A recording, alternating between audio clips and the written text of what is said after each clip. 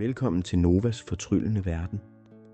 Nu skal du gøre dig klar til at slappe af, kramme din yndlingsbamse og forberede dig på en dejlig nat, fyldt med søde drømme. Træk din dyne godt op om dig, og lad os begynde. Det var en rolig aften i Dragedalen.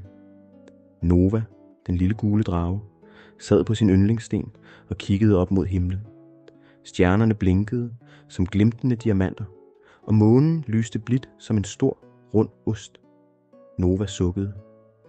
Månen ser ud som om, den smiler til mig, tænkte Nova og mindedes, hvordan månen altid havde været der for Nova. Da Nova var en lille drageunge, havde dens lys givet mod til at finde vej hjem, når Nova blev fanget i drageskovens skygger. Pludselig fik Nova en idé.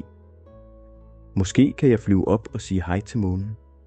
Med et lille hop spredte Nova sine gule vinger og fløj op i den klare nattehimmel. Jo højere Nova fløj, jo tættere kom Nova på månen. Den lyste så klart, at det føltes som om, den vinkede til Nova. Pludselig blev lyset en anelse stærkere, og Nova lagde mærke til en skinnende stråle, der ramte en lille blomstereng langt nede i dalen. Det var, som om månen ville vise Nova noget. Hej måne, kaldte Nova. Du lyser så smukt i nat. Har du lyst til at lege? Månen svarede ikke med ord, men dens lys syntes at danse hen over himlen og danne små glimtende mønstre på skyerne. Nova smilede bredt. Nova forstod, at månen svarede på sin egen tyste måde. Da Nova nåede en blød, hvid sky, satte Nova sig for at hvile sine vinger. Skyen gyngede forsigtigt, som om den vidste, at Nova havde brug for ro.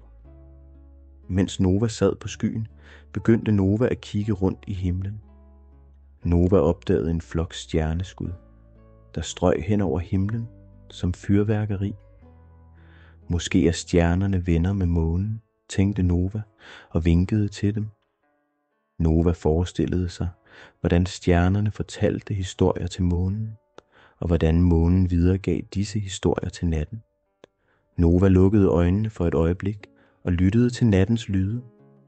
En ugle tudede i det fjerne, og vinden bar duften af nødder fra skovbunden op til Nova. Det føltes, som om hele verden var en del af månens magi. Pludselig hørte Nova en blid stemme, som vinden bar til Nova. Stemmen var blød og melodisk, og den syntes at synge en gammel sang. Månen lyser for dem, der vandrer, viser vejen, når mørket kalder. Dens tyste lys har set verden stor, og giver mod til hver, der tror.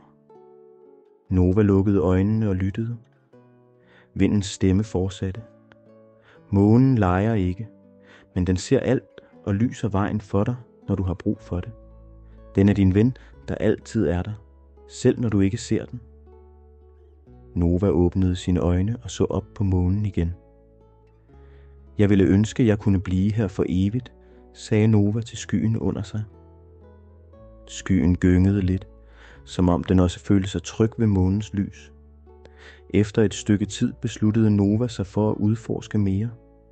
Nova fløj ned til engen, som månen havde oplyst med sit lys.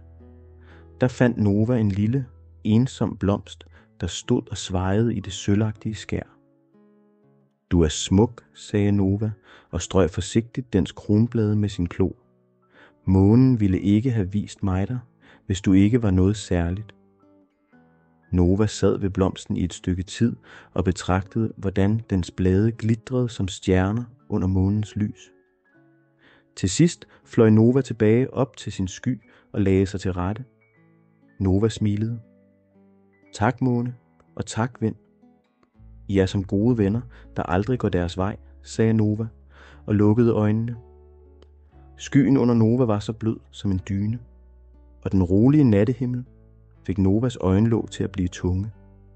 Før Nova vidste det, faldt Nova i en dyb og fredelig søvn, mens månen lyste blidt over Nova og hele Dragedalen. Natten var stille, og alt var, som det skulle være.